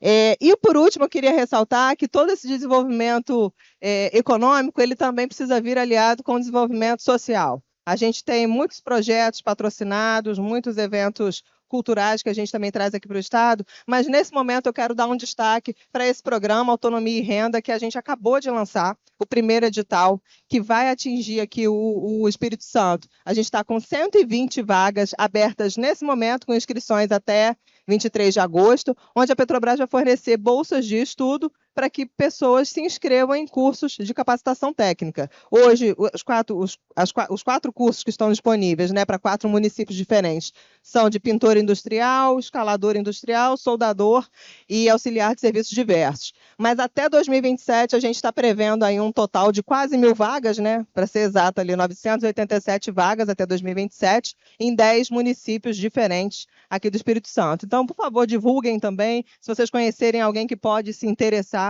por esse desenvolvimento também, né, da mão de obra qualificada, que não necessariamente vai vir trabalhar na Petrobras, mas vai vir trabalhar, vai estar apta a trabalhar no setor de energia, que é um setor muito importante para a gente, né, e obviamente a gente precisa estar investindo na mão de obra qualificada também. Bom, com isso, né, para concluir, o Estado do Espírito Santo ele continua sendo estratégico para a Petrobras. A gente tem ativos aqui no Estado do Espírito Santo que continuam sendo relevantes para o nosso portfólio na próxima década. A gente tem investimentos significativos nos próximos 5 anos, como eu apresentei lá no slide, a gente está falando de 25 bilhões de reais, é dinheiro pra caramba, focando no desenvolvimento integrado das concessões, buscando maximizar a geração de valor. E com isso a gente espera ter um retorno significativo para a sociedade. Só em 2023 a gente pagou 3,55 bilhões de reais em royalties e participação governamental aqui para o Estado do Espírito Santo. Isso é, obviamente, um valor muito importante, que é um retorno, né, para a sociedade através das operações da Petrobras. E a gente espera que esse valor, que esse retorno, ele continue sendo muito significativo, né, tanto por meio de participações governamentais, tributos indiretos, emprego, obviamente, desenvolvimento de inovação, tudo isso só é possível, né? A gente só vai conseguir chegar, né, nos resultados que a gente espera com muita inovação e investimento em projetos socioambientais. Era isso. Obrigada. Obrigada, Eduarda.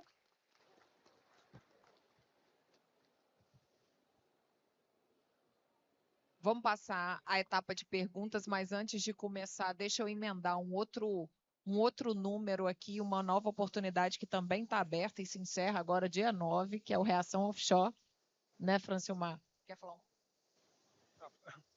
Acho que emendando aí, tem uma parceria que acabou sendo não combinada, mas é boa. Assim como a Petrobras teve a necessidade de capacitação, a gente também teve, e aí lançou, a gente chamou de Reação Offshore, que é um programa de capacitação também para operar, para trabalhar em FPSOs, unidades de produção, dado essa demanda latente que não está sendo atendida, e aí está sendo encerrada agora. A gente já tinha feito dois anos seguidos no Rio de Janeiro e começou a fazer no Espírito Santo agora também. Sexta-feira, se eu não me engano, as inscrições, parceria também com o Senai, formação técnica e formação socioemocional, e vai ajudar bastante aí a alimentar não só a Prio, a gente vai aproveitar parte dessa mão de obra, né? A gente precisa só prover o treinamento, capacitar, e depois parte dela vai para nossas atividades, e o que não vier vai estar disponível no mercado também. Acho que ajuda todo mundo. Perfeito, obrigada, Francilmar. Eu falo muito que o setor de óleo e gás, ele se divulga pouco, ele se comunica pouco, né? E ele faz muito e muito para a sociedade, muito para o meio ambiente. A gente tem o setor de óleo e gás como um dos principais cuidadores dos ativos ambientais do Estado. E é importante que a gente conheça isso cada vez mais. Eu falei que eu vou fazer uma provocação. No próximo, todo mundo vai trazer os ativos ambientais que estão sob cuidado aqui, para que a gente mostre um pouco para a sociedade também, para além dos investimentos e além das oportunidades para a cadeia de fornecedores. Então, a gente tem um acesso a pessoas muito grande, em que a Petrobras se torna parceira, a Prio se torna parceira, a BW Energy, a EMP, todo o time que trabalha também no onshore, de entender o impacto que ele gera na produção e como ele consegue impactar essa sociedade no sentido de mudar a qualificação daquelas pessoas que estão ali e trazer elas para dentro dessa operação também. É de extrema relevância isso que acontece. Mas com um olhar mais profundo aqui da cadeia de fornecedores, eu vou perguntar para vocês de uma forma um pouco mais geral. Acho que são duas as grandes perguntas aqui, aproveitando desse universo que a gente está da metalmecânica, né, e papel e celulose aqui envolvido, da conexão dos setores. A gente fala muito e escuta muito sobre como que eu chego lá na Petrobras, na Prio, na Equinor, na Shell, na BW. É um setor muito grande. Primeiro, destacar que existem camadas aqui dentro desse setor, que por vezes a pessoa enxerga só a primeira, né? E a gente tem diversas camadas e impactos que já estão sendo gerados e oportunidades abertas, que por vezes a gente só olha para cima e esquece de olhar um pouco para o lado. Aí eu queria que vocês passassem uma mensagem também para a cadeia de fornecedores. Quais são os grandes requisitos e olhares e caminhos que o fornecedor capixaba precisa se atentar para que ele possa ter uma oportunidade um pouco mais amplificada dentro da oferta de oportunidades de serviço e também de produtos, vamos colocar as commodities no pacote aqui também, para atender o setor. Bom, obrigada pela pergunta, Rubem. Acho que a gente vai passar um por um aqui, né? Do ponto de vista da Petrobras, a gente tem, obviamente, os regulamentos, né, dos nossos contratos, né? Por isso que eu falei do site da Petronect, é ali onde a gente consegue enxergar as oportunidades, e as empresas entrando no site conseguem ver quais famílias estão previstas ali. Eu não comentei, mas tem um ponto muito bacana, que é o Conexões para a Inovação. A gente já teve uma apresentação específica aqui, acho que foi ano passado mesmo, né, na Mac Show, onde empresas menores que estão se desenvolvendo, startups e tudo mais, também podem enxergar ali oportunidade de estarem virando um fornecedor Petrobras, né, com alguma entrega mais específica, né. Agora, em termos assim de guidelines, né, acho que mais nesse sentido que você quis dizer, né, o que tem que ter atento, né? Um fornecedor que vai fornecer para a Petrobras, ele tem que ter segurança como valor. Não é só prioridade, não é só um anexo do contrato que ele vai colocar. Segurança para a gente é valor. Então, esse é um ponto que a gente entende como muito importante. A inovação, às vezes a gente coloca como se fosse só para Conexões para a Inovação, mas não é bem assim. Todo fornecedor precisa estar também super atualizado com as demandas que são cada vez mais mutantes, digamos assim, né, na nossa indústria. Então, um fornecedor que consegue se colocar como um fornecedor inovador, que tem ali uma proposta de evolução contínua do trabalho dele, porque o primeiro passo da inovação é a evolução contínua, a melhoria contínua está contida ali na inovação. Eu entendo que um fornecedor que tem esses dois aspectos ali no core dele, né, como base, segurança como valor e inovação como direcionador, eu acho que vai conseguir ter bastante sucesso em algumas possibilidades, oportunidades com a Petrobras. Obrigado, Eduardo. No caso da BW Energy, a entrada de novos fornecedores ela é bem mais simplificada do que numa grande companhia como a Petrobras.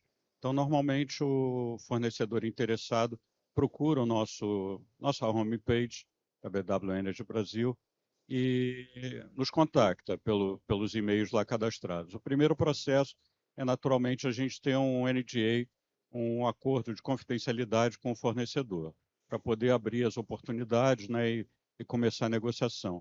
E a segunda etapa é a qualificação do fornecedor segundo os parâmetros internos da BW Energy.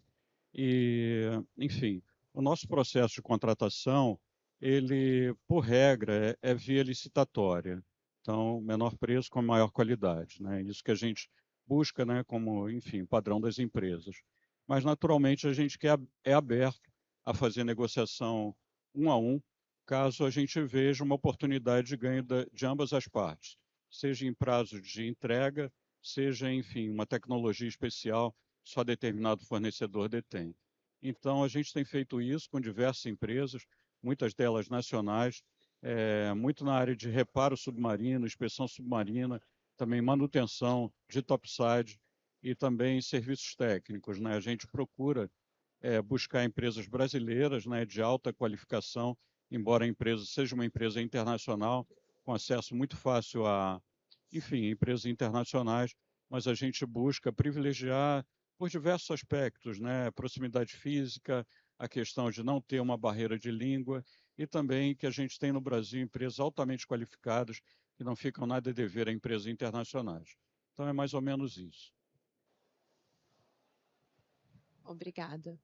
Bom, acho que eu vou pegar emprestado um pouquinho do que vocês disseram, porque no caso da Shell, a gente tem um processo também que leva em consideração a questão da segurança, da saúde, requisitos de ética e compliance. Então, assim, minha recomendação seria, falem com a gente, procurem a companhia, os canais de comunicação estão no LinkedIn, no Instagram, na internet, na nossa página, existem lá os canais para entrar em contato conosco e uma oportunidade importante que os fornecedores vão ter anualmente nós fazemos uma premiação de fornecedores que têm a oportunidade de apresentação de cases baseados nos seus contratos com a Shell, seguindo determinados requisitos e o vencedor ele é premiado, recebe um reconhecimento com base nos critérios que foram estabelecidos. Então, a edição desse ano vai ser agora no final de agosto. Ela está disponível, eu acho que é um evento bastante interessante para fornecedores interessados, para conhecer um pouco daquele universo que já presta serviços para a companhia e também para entender um pouco desse universo e poder se qualificar conforme aquilo que é preconizado. Então, a minha recomendação é falem com a gente. Então, deixa eu dar aqui a visão da Prio, abordagem um pouquinho diferente, assim. E até para dar uma visão para quem está aqui na Mac Show, para quem está já dentro da prestação de serviço, que a gente trabalha ali, é mais óbvio mesmo, esse caminho e tal, mas principalmente a questão do navio, tem muito equipamento, tem muito sistema que ele é muito similar às indústrias que a maioria das indústrias que estão aqui na Mac Show, as empresas já trabalham. Sistemas elétricos, sistemas de compressão, sistema de ar-condicionado, sistema de refrigeração, bombas, motores, geradores, é tudo muito parecido. Então, assim, o nosso até chamado que eu quis dizer é, quem já não está, abra os olhos, procure entender o que são as dores dessas unidades de produção, quais são as necessidades. Eu não vou dizer a parte mais complexa, sistemas submarinos e tal, que precisa de um pouquinho a mais, mas que dá para tocar. Mas eu quero só abrir os olhos de vocês, cara, tem muita oportunidade, mas não chega só para a empresa como a Prio, e bater e qual que é que eu posso ajudar? Não, seja proativo. Na Prio a gente adora a empresa, cara. Eu sei uma dor e eu tenho uma solução. A gente não precisa atender, não tem regras para atender uma tomada de preço e o menor preço. A gente gosta do melhor preço. Melhor preço para o projeto. Ele não é necessariamente o mais barato. Ele é o melhor preço que vai atender o projeto e no final do dia vai me dar o melhor resultado. Obviamente tem que ser competitivo, obviamente tem que ser segurança, obviamente tem que ser ético e governança. Mas é mais essa atitude mais para frente para executar o negócio. Então, tem muito espaço. Perfeito. Então, é o caminho do onshore para o offshore também. Então, se é muito bom na pintura industrial aqui, busca o caminho offshore, porque a Prio está de portas abertas, assim como as demais empresas, inclusive na rodada de negócio. Tem uma pergunta que eu não posso deixar de fazer, A gente viu a FPSO chegando, Maria Quitéria chegando no Brasil. Que dia que ela chega aqui? Que dia que a gente pode pensar aí num primeiro óleo já, que a gente vai brindar essa conquista? Ruber. A previsão de chegar aqui é em torno do dia 10, tá? Então tá muito próximo, né? Chegar aqui na locação. Depois que chega na locação, tem todo o processo de ancoragem, tem todo o processo de... Enfim, não vou entrar no detalhe técnico aqui. Primeiro óleo a gente está prevendo para o final para o último trimestre, né? Agora de 2024. Mas a gente não está dando uma data específica, não, porque tem muita coisa ainda para acontecer, né? O que a gente consegue dizer é que quando a gente está com a plataforma que já chegou, um caminho crítico muito grande na maioria dos projetos deixa de existir, que é a própria plataforma estar pronta e chegar, né? Então, acho que esse é o primeiro, por isso que é uma ótima notícia, né? Mas a data ainda do primeiro óleo, o que a gente consegue colocar nesse momento é que o que estava previsto para o primeiro trimestre do ano que vem está previsto para o último trimestre desse ano, tá bom? Maravilha. Então, as oportunidades estão se aproximando cada vez mais e a gente precisa estar preparado para isso. Então, só para a gente encerrar, eu vou pedir uma fala aqui de cada um, que recado que vocês querem deixar para o Espírito Santo, para os capixabas, daqui para frente, a partir de todo esse movimento, todos esses planos de investimento que a gente ouviu aqui hoje, entender um pouquinho do que é cada uma das empresas. Márcio. Bom, numa fala bem rápida, aqui continua sendo a terra e o mar das oportunidades, né? Então, alguém pode começar muito pequenininho, e com 10 anos, 20, 30, 40, 70 anos, como já tem algumas empresas aqui, são gigantes nacionais. Porque está próximo da grandes polos aí, siderúrgicos, celulose, áreas de rochas, pedras naturais, rochas naturais, né? Acho que é o nome agora. E claro, o setor de petróleo e gás. E a proximidade maior acaba sendo mais simples quando é em terra, né? Então, a gente tem nossa Associação de Produtores Independentes, que aqui no Espírito Santo combina sócios em terra e sócios no mar, operadores, e empresas fornecedoras de bens e serviços, até das gigantes, das maiores do mundo, também são nossos associados, porque veem valor no mercado das pequenas empresas, né? Nem tão pequenas assim como a Prio, a BW. E aí, mundo afora, aí tem empresas aí foram compradas agora por 50, 55 bilhões de dólares aí por Exxon e Chevron, né?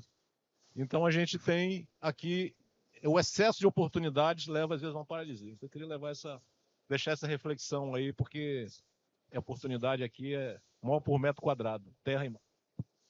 Maravilha, é o que a gente fala, né? A cadeia de fornecimento ela é global, então a gente tem a oportunidade de aprender com multinacionais aqui do nosso lado para a gente fazer um atendimento por vezes lá fora depois.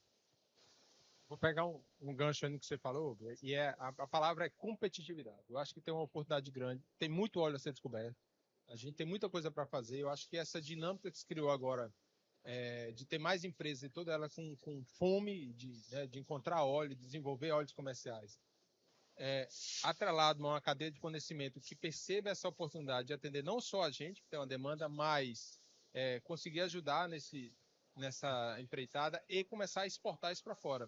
Ter uma oportunidade real. A gente já viu isso acontecer lá fora e eu vejo isso como uma oportunidade gigante que está na nossa frente. A gente, como operadores, vamos estimular. Vou puxar a régua, vou empurrar, a gente vai tentar fazer o máximo possível.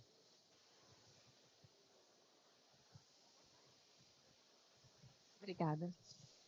Muito rapidamente, agradecer pela oportunidade de estar aqui hoje, pela oportunidade de ter um investimento aqui no Espírito Santo. Como eu comentei, a gente enxerga uma tendência de aumento da produção de óleo bastante expressiva até 2030. Então, existe uma oportunidade para aproveitamento dessa janela, oportunidade muito expressiva, e a Shell reitera o compromisso, né, e o grande orgulho de Parque das Conchas e de continuar sendo operador com esse aniversário, esse marco de 15 anos. É isso. Obrigado, Daniela. Em primeiro lugar, também agradecer aqui a Findus, né, que tem sido parceira desde que a BW Energy veio para o Espírito Santo. O Espírito Santo é um estado que é muito receptivo à indústria de óleo e gás. Esse evento aqui é uma demonstração disso. Então, é um prazer muito grande estar aqui no Espírito Santo. A gente tem feito, como uma empresa pequena, que pegou um campo que seria abandonado por agora. As dificuldades são muitas, né, de você manter o campo em produção e postergar o abandono e aumentar a produção. A gente sabia disso quando fez a aquisição. O mercado, nesse ínterim, aqueceu demais, então é questão da gente saber dar um passo de acordo com o tamanho das pernas. Então, o que eu vejo assim de oportunidade, o governo do Estado do Espírito Santo tem nos ajudado, tem feito seu papel. Os pleitos que a gente leva aqui, seja por conta de discussão de taxas, como a gente tem feito, fizemos hoje de manhã, questão da discussão do ICMS do diesel, né, comparando ao Rio de Janeiro, e também outros benefícios fiscais que estão aí, eles ajudam imensamente uma empresa, no caso particular nosso, uma empresa internacional que tem outros ativos em outras áreas do mundo e que está sempre comparando competitividade do Brasil com outras áreas no mundo. E competitividade aí se inclui a parte de taxação, regime fiscal, e também as dificuldades que a gente tem com o sistema regulatório, com o sistema também de licenciamento ambiental, que todas as empresas aqui têm os seus projetos travados com licenciamento ambiental, e nós não somos uma exceção. Então, esse é o ponto que a gente está inserido, e o governo do Espírito Santo tem feito a sua parte, tem nos ajudado em todos os pleitos que a gente tem feito. E a outra questão que eu vejo, que é para a gente, como empresa pequena, como outras, as 7 independentes que tem aqui no offshore brasileiro, a gente procurar ter uma integração maior. Como é feito, a gente vê o que é feito em terra aqui no Espírito Santo, uma integração grande entre os pequenos operadores, e o meu sonho seria a gente ter uma integração maior entre as empresas, principalmente utilização otimizada de recursos críticos, não ganha-ganha, né? Da gente reduzir custos de mobilização, desmobilização e outros ganhos, né, que a gente certamente tem numa operação com mais integração entre as áreas. É isso. Bom, o primeiro ponto é agradecer, né, Rúbia, o convite de estar aqui, é sempre um prazer para a gente.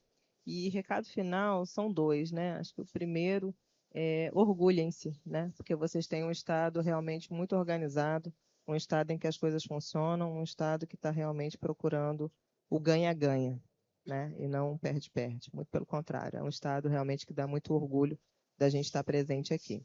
E o segundo é o ponto da inovação. Eu não me canso de repetir o quanto o Estado tem essa vocação inovadora. O Márcio comentou na fala inicial dele. Foi aqui o primeiro poço marítimo, né, o primeiro poço offshore da Petrobras. Foi aqui o primeiro óleo do pré-sal da Petrobras, né? Foi aqui o primeiro centro de operações integradas da Petrobras. Tantos primeiros que aconteceram aqui, que podem continuar tendo outros primeiros que a gente nem... Primeira plataforma com ciclo combinado que está chegando, né? Então, assim, tem várias primeiras coisas da Petrobras que aconteceram aqui, da indústria do petróleo como um todo, né? Que a gente vai poder repetir isso para os próximos anos. Então, é realmente esse sentimento aí de orgulho e de manter esse DNA inovador que o Estado do Espírito Santo tem. A gente agradece enormemente a participação de todos vocês. Pelo fórum, é uma satisfação enorme. Eu acho que o fórum é a ferramenta que oportuniza isso, né? Que oportuniza a gente conhecer um pouco mais do fornecedor local, entender um pouco mais os desafios que as indústrias estão passando e criar soluções e oportunizar esse celeiro de soluções. O fórum hoje ele é coordenado pela FINDES, tem ali o governo do estado muito ativo, participando de todas as pautas, é um parceiro pró-desenvolvimento socioeconômico do estado. E é isso, agradecer a oportunidade, dizer que o fórum e as empresas de óleo e gás estão sempre disponíveis para tirar dúvidas, para trazer mais informações sempre que for necessário. Eu vou pedir só para vocês se juntarem para uma foto final.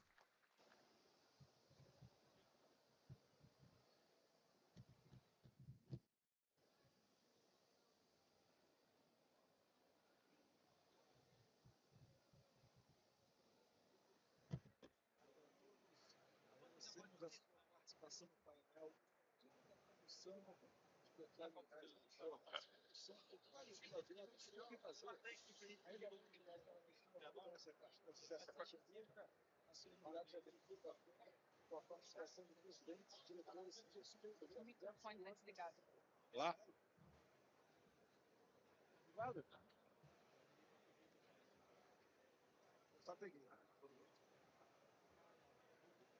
Repete. Atenção. Alô? Me ouvem agora? Muito bem. Vou repetir, ok? Só me entregar o microfone. Muito obrigado pela sua participação no painel O Futuro da Produção de Petróleo e Gás Offshore no Espírito Santo. Quais projetos, o que fazer? Ainda hoje, na Arena Mac Show, acontece a partir das 17h30 a solenidade de abertura da feira, com participação de presidentes, diretores e gestores das grandes plantas capixabas ArcelorMittal, Petrobras, Samarco, Suzano e Vale. Dos novos players do estado, BW Energy, ES Gás, Emetame Energia, Prio e Sicrest, e autoridades governamentais e de entidades de classe, onde também haverá o lançamento do programa ES Mais Gás, com o governo do Espírito Santo e ES Gás, Grupo Energisa, das 5h30 às 6h da tarde. E para acessar toda a programação da Arena Mac Show e Arena ES Oil Gás Energy, é só você ver o site macshow.com.br/programação. Contamos com todos aqui durante esses 3 dias. Muito obrigado, até a próxima.